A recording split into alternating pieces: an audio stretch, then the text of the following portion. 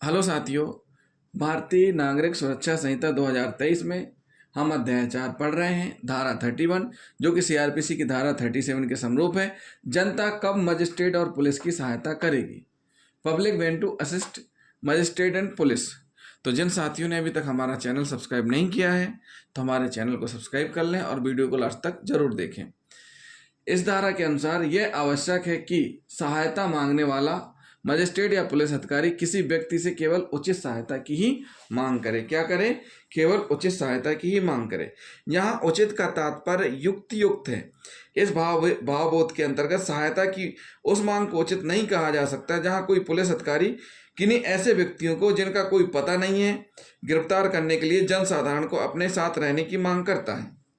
इसी प्रकार यह भी आवश्यक है कि सहायता की मांग करने वाला अधिकारी या मजिस्ट्रेट स्वयं भी वहां उपस्थित हो और उस कार्य को करना चाहते हो या कर रहा हो जहां पर और जिसके लिए वह सहायता की मांग कर रहा हो। ऐसे अधिकारी या मजिस्ट्रेट किसी अनजान अपराधी का पता लगाने और उसको गिरफ्तार करने में सहायता की मांग नहीं कर सकता। जिस व्यक्ति से सहायता की मांग की जाती है उससे स्वयं उस कार्य को करने के लिए कहा अथवा यदि उसके पास कोई अस्त्र शस्त्र सवारी वाहन या अन्य सामान हो तो उनको मांगा जा सकता है। क्या किया जा सकता है? मांगा जा सकता है। स्पष्ट किया गया है कि उचित सहायता की मांग की जाएगी। उचित सहायता से मतलब क्या है? उचित सहायता मतलब युक्त। अब सहायता इसके लिए नहीं होगी कि जहां कोई पुलिस अधिकारी ऐसे व्यक्ति को जिनका कोई पता ही नहीं है गिरफ्तार करने के लिए जनसाधारण को अपने साथ होने की मांग करता है। अब ऐसे पुलिस अधिकारी ऐसे व्यक्ति की गिरफ्तारी के लिए जनसाधारण का साथ होने की मांग करता है कि मतलब मदद मांगता है कि उसको ढूंढवाए, लेकिन उसका कुछ पता ही नहीं है।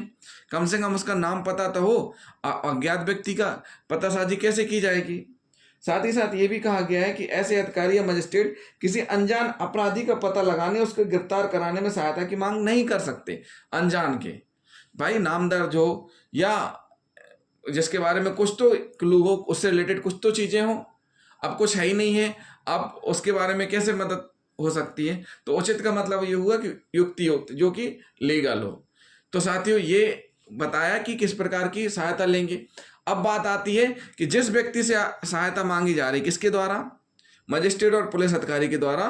तो उनका उस स्थान पर उपस्थित होना आवश्यक है जिस स्थान पर सहायता की मांग की जा रही है। साथ ही साथ जिस व्यक्ति से सहायता की मांग की जा रही है उससे स्वयं उस कार्य को करने के लिए कहा जाए कि चलो भैया हमें इस व्यक्ति को पकड़ना है, थोड़ा मदद करवाओ, फला व्यक्ति ये है, तो बताना जरूरी है। साथ ही साथ उसके पास कोई अस्त्र शस्त्र है, सवारी वाहन है, अन्य सामान है तो वो भी मांगा जा सकता है। आपको सामने एकदम से आतंकवादी आ गए या ऐसी मुठभेड़ हो गई और जो व्यक्ति उसके पास अस्त्र शस्त्र है आपके पास नहीं है तो उससे आप मांग सकते हैं सुरक्षा करने के लिए या उसका सामना करने के लिए।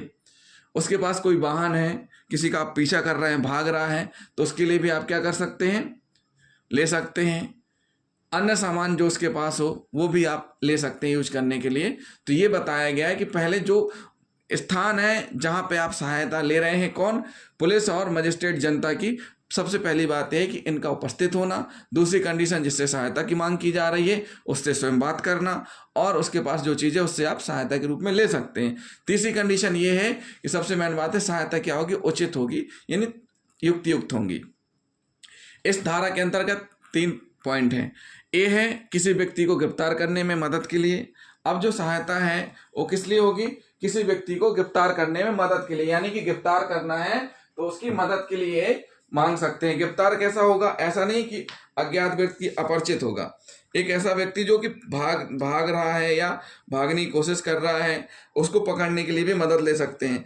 किसी अन्य ऐसे व्यक्ति को जिसे ऐसा मजिस्ट्रेट या पुलिस अधिकारी गिरफ्तार करने के लिए प्राधिकृत है, पकड़ना या उसका निकल भागने से रोकना, मतलब उसके लिए ऑथराइज यानी प्राधिकृत है, अधिकृत है उसको गिरफ्तार करने के लिए, और वो व्यक्ति क्या कर रहा है? भाग रहा है, वहां से निकल रहा है, तो उसको रोकने के लिए जनता की मदद ले सकते हैं। बी पॉइंट क्या कह रहा है? शांति भंग का निवारण या दमन के लिए। शांति व्यवस्था भंग हो गई उसके लिए भी हम आम जनता की सहायता लेते हैं जो पब्लिक है, ताकि शांति व्यवस्था बनी रहे, आपसी में लड़ाई झगड़ा ना हो। तीसरा पॉइंट सी क्या कह रहा है? किसी लोक संपत्ति को क्षति पहुंचाने के प्रयत्न का निवारण।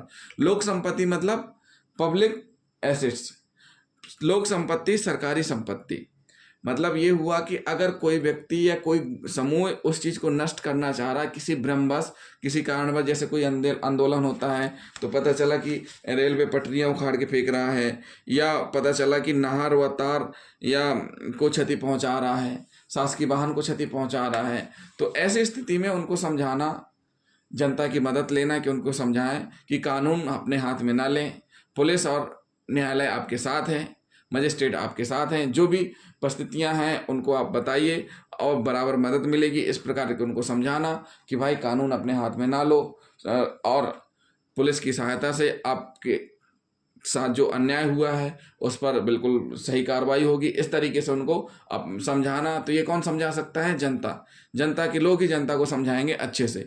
तो उस स्थिति में उनकी मदद लेना किस लिए? किसी लोक संपत्ति को क्षति पहुंचाने के प्रयत्न का निवारण करने के लिए। अगर कोई जा रहा है उस चीज़ को नुकसान करने की कोशिश कर रहा है तो उनको इस तरीके से समझाने के लिए जनता की मदद ले, ताकि वो उस प्रकार की संपत्ति का नुकसान ना पहुँचाएँ। तो साथियों, ये क्या हुई? धारा 31। अब हम पढ़ेंगे धारा 32। भारतीय नागरिक सुरक्षा संहिता 2023 की धारा 32।